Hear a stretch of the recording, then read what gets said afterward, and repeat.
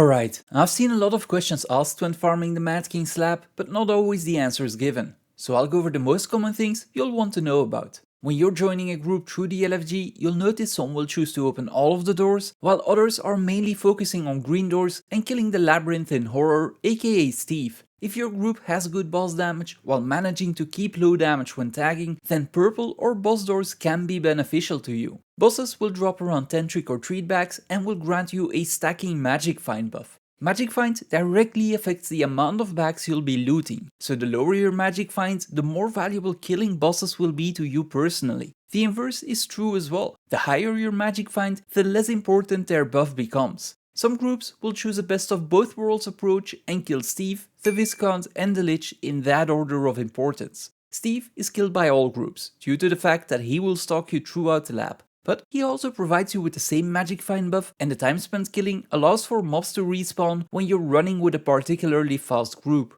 The Viscount and the Lich are some of the easier bosses to kill, with the Viscount taking preference, as you can actually stack him on a green door with veteran mobs. Speaking about green doors, they will either spawn a horde of mobs or 7 veteran mobs. The former should be quite obvious why you want to open them, but I've seen a lot of people wondering whether the 7 veterans are actually worth it. There is still a lot of outdated information available on the internet, but do know that in 2021 some changes were introduced to the lab. They added 2 new bosses and they overhauled the loot dropped by those veteran doors. In general, veteran doors are always worth it, but you want to kill all 7 enemies in under a minute, which isn't a problem for groups these days. When you're looking for a group, you'll often see commanders stating that only they should open the doors. Please respect this. There's a really good reason why you don't want the first person to reach a door to open it as well. Bosses might charge someone in the group, making you chase them down and increase the time spent killing them. And probably the most important one is the green door that spawns hordes of mobs. They scale with the amount of players nearby, so if someone opens the door before everyone else gets there, they'll be doing the group a disservice and they'll miss out on a ton of loot themselves as well. The commander should set the pace for the group. If you're struggling to keep up, or if you're constantly outrunning them and this is pretty annoying to you, it's worth trying to join another group and see if their pacing fits yours better. If you can't seem to keep up with any group at all, you probably need to buy a Relic of Speed. Most people have one equipped, and if you don't, you won't have the best of times, trust me. It is fine to use a mount to catch up to the group when you're falling behind, but do not use the engage skill. This will burn through regular enemies' life before everyone gets their tag in, making people leave, and you'll have a less consistent group, which will again translate in a less smooth run. You'll most likely also notice that not every commander sticks to the same route. I'm gonna say their squad, their decision. Although, if a commander is unsure of what to do, you'll often see them asking if they can pass a tag to a more experienced person. If you wanna try and lead your own group, the route is actually pretty simple. You can divide the lab into an inner and an outer circle, and you'll want to run half of the outer circle, dip into the middle for a full rotation, and then go back out the entrance you came in, run the other half, and dip into the middle for a full rotation again.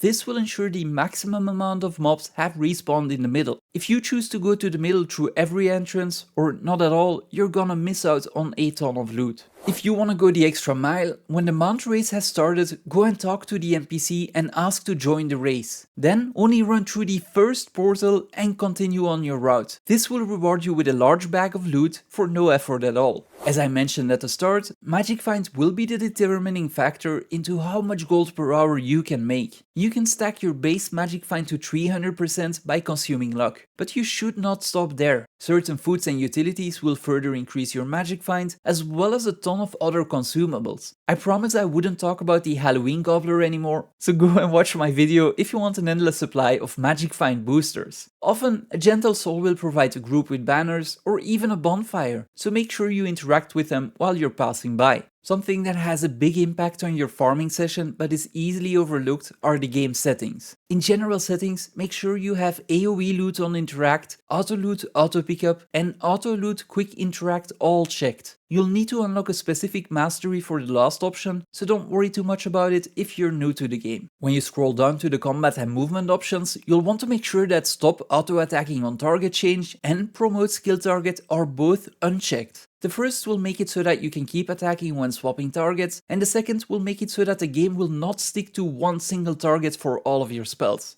It is recommended for most players to enable auto-targeting so that the game will choose a target for you if you have none selected and you're pressing a skill. You might notice that I have this turned off personally, as it interferes with some of the other content I play, and I'm honestly quite forgetful turning it off after I'm done in the lab. A final option that you want to check is allow skill retargeting, as this will let skills continue casting even when changing targets. You could consider playing with an action camera, but I'm personally not a fan. Some people swear by it though, especially during Halloween, so feel free to try it out and see if you like it or not. There is a few common courtesies, especially for the labyrinth, you wanna know about. I already mentioned to not use mount engage kills, as they will kill enemies before everyone gets to tag them. You should also try and reduce your damage to a minimum when you're tagging. If you have multiple sets, you could equip something without a power stat. But if that's not an option, simply unequip your trinkets and that'll do. You could also consider purchasing a rare or masterwork weapon to lower your damage even further, but don't feel forced to. Do not use any skills that will knock back enemies, especially on doors, because you will spend longer killing them. Do know that there is one exception, and that people can use the labyrinth to level up characters, and each level up animation will knock back all enemies as well. There is simply nothing we can do about that. As I already mentioned, the commander sets the pace and should ideally be the one opening the doors. I'm gonna go even further and say their squads, their rules. If you notice they need help, there is no harm in providing that. But some groups will gel more or not at all with your playstyle. There is no shame in hopping around a few maps until you find a group you like. If you notice someone actively trolling, don't engage with them. Not only are you validating their behavior, to them at least, it usually won't make them change their ways. At the same time, don't assume every player is trolling when they do something that harms the group. Maybe they simply don't know about something, so a friendly nudge can do wonders. And most importantly, make sure you're having fun. There is no point getting burnt out farming the lab, as there's tons of other worthwhile things you could be farming as well. And don't hesitate to joke around in the squad chat a bit. People are often happy to engage, and maybe you'll make a few friends along the way, or even join a new guild.